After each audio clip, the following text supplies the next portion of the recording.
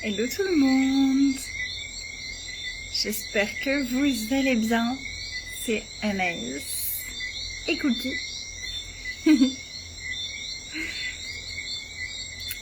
Pour le live du jour.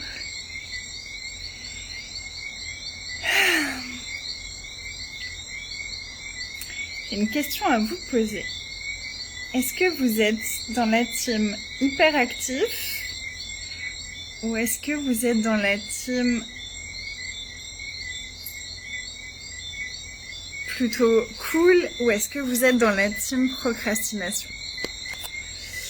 Hyperactif, plutôt cool, relax ou plutôt procrastination?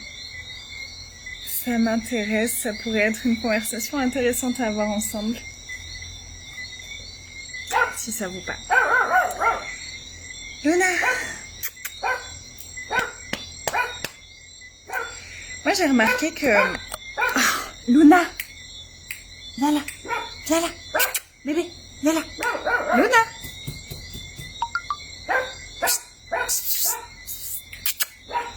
Oh purée! Allez, viens là! Luna voulait dire bonjour aussi. Viens ici. Viens là. Luna. Viens là, ma puce. Allez, viens. Bonjour, Luna.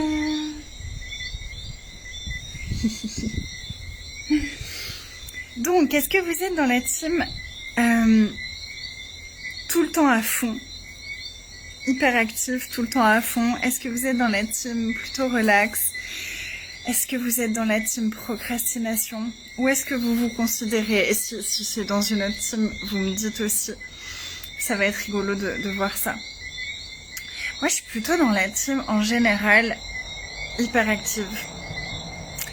Ce qui est assez étrange parce que en Human Design, je suis projecteur, et les projecteurs sont censés avoir une quantité d'énergie assez limitée, etc. Et moi, je fonctionne pas mal comme un générateur. Mais en fait, le truc, c'est que si c'est quelque chose que j'aime, j'ai une énergie illimitée pour les choses que j'aime, pour les choses qui partent du cœur. Et comme la plupart des choses que je crée et de ce que je choisis dans mon quotidien partent du cœur, bah du coup, j'ai toujours pas mal d'énergie pour tout ça. Mais j'apprends aussi, j'ai vraiment appris à ne rien faire. J'ai aussi appris à m'ennuyer. J'ai aussi appris à m'ennuyer, entre guillemets, parce qu'en fait, on s'ennuie jamais, mais à vraiment ne pas tout le temps être en train de me forcer à faire quelque chose.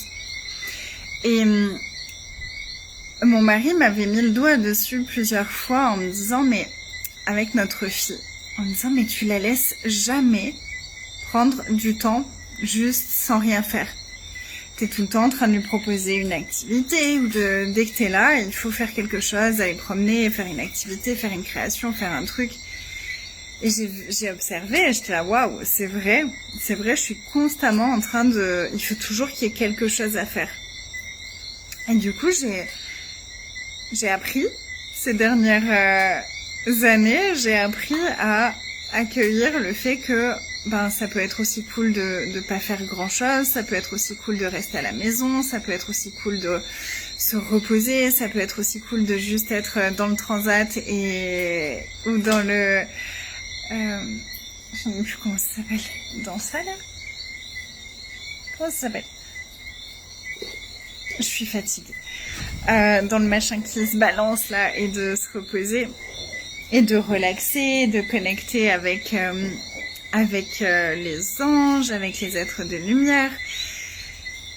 Et c'est quelque chose que j'aime vraiment, me connecter, prendre du temps, me laisser de l'espace pour juste être avec moi-même et avec la terre et avec les êtres de lumière et avec toutes les énergies qui désirent contribuer pour nous. Et c'est quelque chose que je ne m'autorisais plus beaucoup du fait d'être maman. Je sais pas si ça vous parle, je sais pas si vous avez eu aussi des phases comme ça ou si vous êtes dans une phase comme ça ou parce que je suis maman, ou parce que je suis la femme de, ou parce que j'ai mon business, ou parce que peu importe la raison et l'excuse pour ça, mais de se mettre de côté, de mettre de côté des choses qu'on aime profondément. Moi j'aime me poser dans la nature, j'aime marcher dans la nature, j'aime des choses comme ça, et je le faisais plus pendant longtemps parce que j'avais ma fille et que je voulais pas laisser ma fille toute seule, alors qu'elle était pas toute seule, elle était avec mon mari, et je voulais pas l'embêter. Et que des trucs super bizarres. Il y a plein d'énergie autour de s'honorer soi-même à partir du moment où on est marié et où on est maman.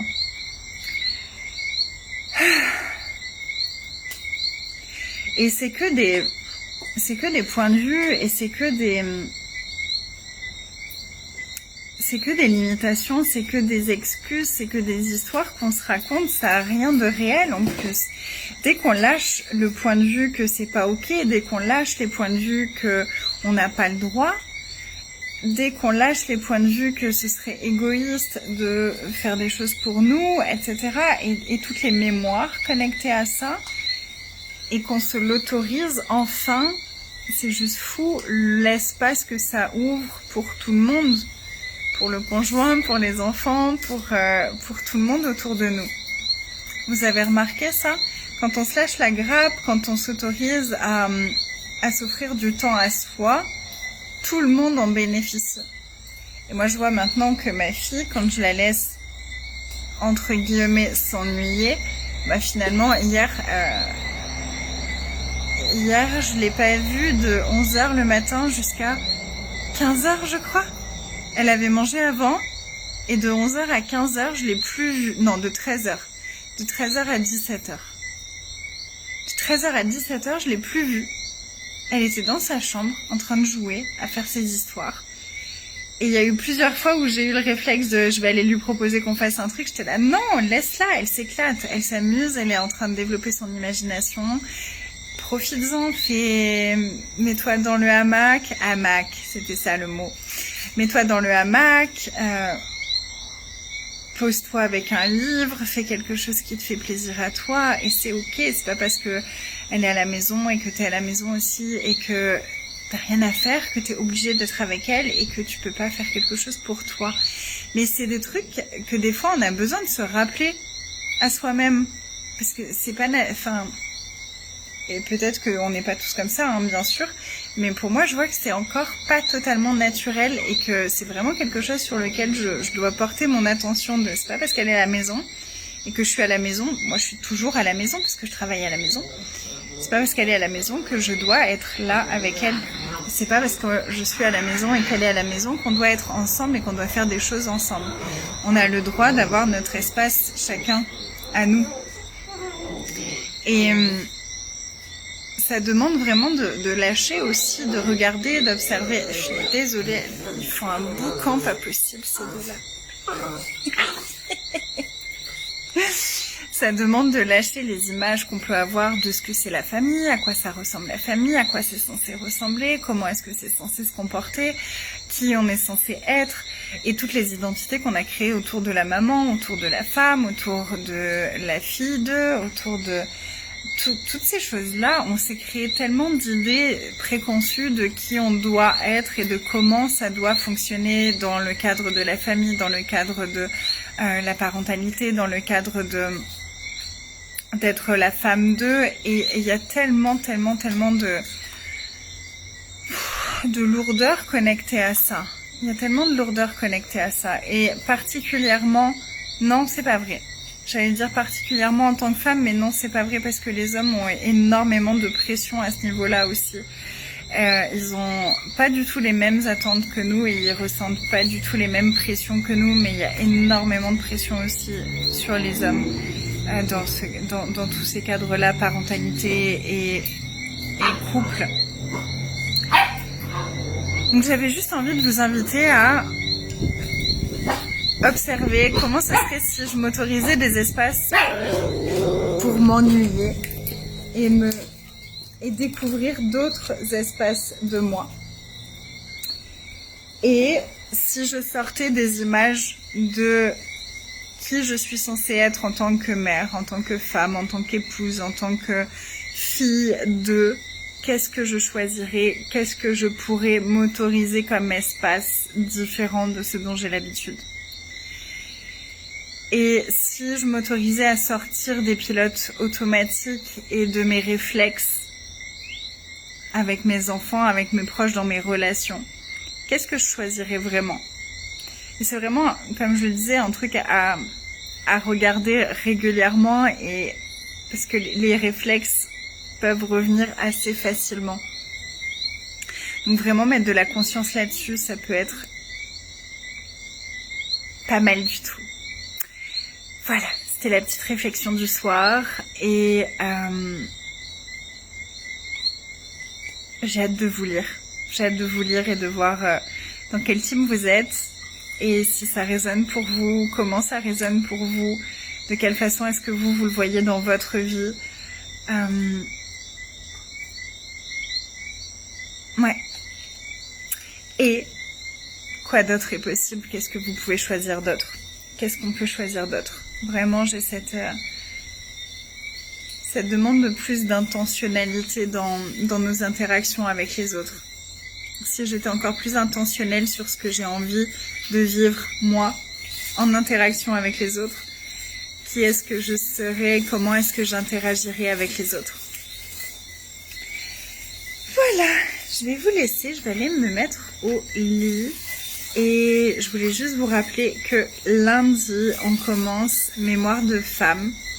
Mémoire de femme, ce sera 4 rencontres avec l'énergie de la symphonie, l'énergie des êtres de lumière, l'énergie de la terre, pour vraiment aller connecter au corps et faire remonter énergétiquement les énergies et les mémoires connectées aux femmes, pour aller libérer et transmuter ça et ouvrir de nouveaux espaces dans nos corps, dans nos êtres, dans nos têtes, mais vraiment au niveau énergétique et au niveau de notre espace d'être, ouvrir un nouvel espace d'être en tant que femme. Et je me réjouis de ça, je me réjouis de ça. Et si vous voulez me rejoindre, je vous remettrai le lien dans les commentaires. Je vous embrasse fort, je vous souhaite une belle nuit, une belle journée. Et ils sont dans les herbes, ils me font trop rire. Je sais pas si vous les voyez. Je crois dans la savane. Je vous dis à demain. Bye. Merci tout le monde. Je vous embrasse fort.